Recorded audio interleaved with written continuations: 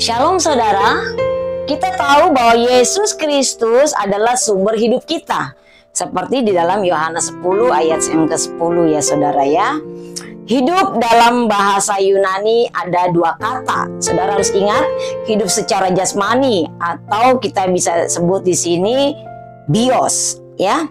Lalu hidup secara rohani yang kekal ya. Kita bisa bicara di sini bahasa Yunaninya zoe. Nah, Yesus adalah sumber kehidupan Bapak Ibu Saudara. Kalau dia adalah sumber kehidupan, maka Bapak Ibu Saudara harus mencari sumber itu. Kalau kita sudah mendapat sumber kehidupan kita, pastinya kita nggak perlu khawatir lagi saudara ya. Karena kita sudah mendapat sumbernya itu. Nah, di dalam Yohanes 10 ayat 10, hidup yang disebut adalah hidup secara kekekalan, secara rohani. Bahasanya tadi zoe ya, bahasa Yunaninya. Nah, ada 3 cara iblis untuk mencuri. Karena iblis itu adalah pencuri yang membunuh, membinasakan iman saudara dan saya. Itu salah satu sasaran dia. Ya saudara ya. Nah, ada 3 cara iblis untuk mencuri, membunuh, dan membinasakan Bapak Ibu Saudara. Yang pertama, lewat masalah kebutuhan primer kita. Dia dapat serang itu saudara. Ya, masalah makan, ya, minum pakai yang kita butuhkan. Nah, banyak orang tinggalkan imannya, saling membenci, ya karena faktor-faktor ini saudara, kebutuhan primer yang digoncangkan oleh iblis. Sehingga banyak orang meninggalkan Tuhan. Dalam segi kebutuhan primer, mungkin dia dari segi pekerjaan, ekonomi, ya, atau rumah tangga yang harmonis diserbu oleh dia, dibuat tidak jadi harmonis. Adanya keributan, perang, pecah piring tiap hari. Itu dia memang pekerjaannya dan itu tujuannya untuk menyerang kita, ya, untuk membunuh iman kita dan membinasakan iman kita. Contohnya ya saudara dalam Alkitab seperti Esau, ya, Esau yang menjual haknya untuk semangkok kacang doang saudara ya, sampai dia menjual itu kan karena apa? Karena kebutuhan primer saudara, terdesaknya ya, sampai dia menjual haknya. Nah yang kedua saudara, masalah sekunder. Kalau tadi kebutuhan primer saya tidak bisa sebutkan satu persatu karena banyak. Lalu iblis bisa juga memakai cara memeranginya dengan kebutuhan sekunder kita, ya saudara ya. Membunuh, membenci sesama, ya. Masalah fasilitas-fasilitas yang kita pergunakan, itu iblis bisa pakai caranya Tuhan, caranya kita untuk kita menjauhkan diri pada Tuhan, ya. Yang ketiga saudara, iblis bekerja melalui masalah kebutuhan lux ya, mewah ya, ini masuk juga kategori sekunder juga ya saudara ya. Mungkin juga karena kita lihat orang di sebelah tetangga kita kaya, kita kepengen kaya, akhirnya jadi kita menghalalkan berbagai cara ya.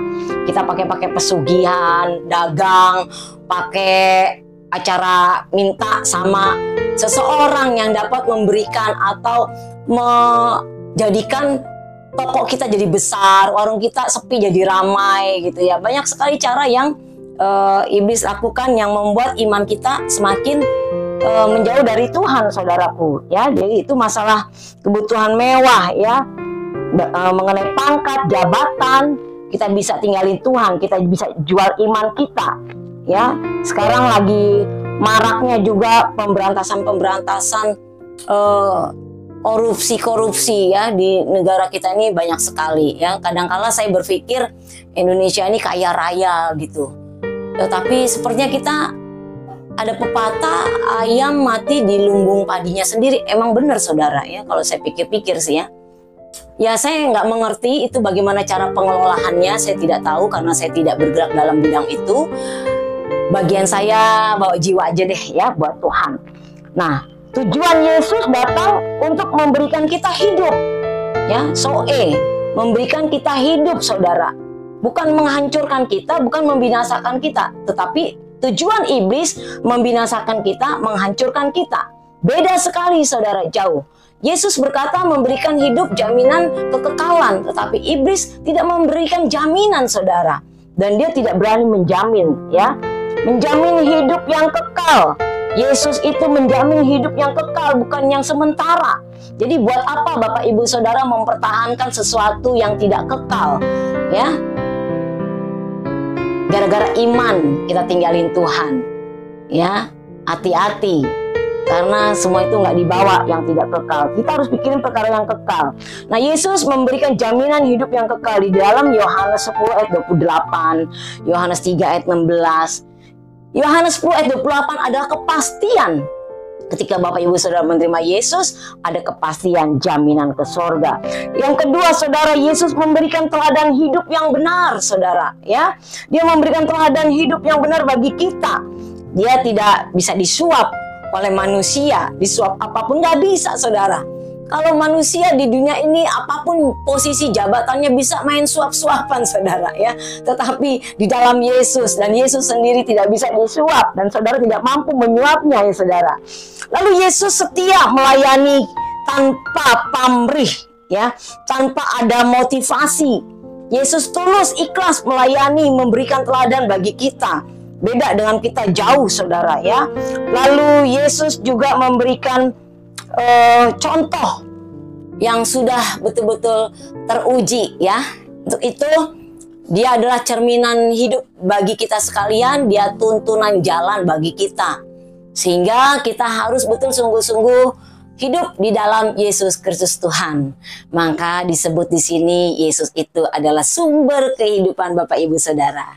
Untuk itu saya berpesan melalui firman Tuhan ini, cari sumbernya dulu, ya. Cari kerajaan Allah dulu. Yang lain nanti akan ditambahkan. Baik, Tuhan Yesus memberkati. Shalom.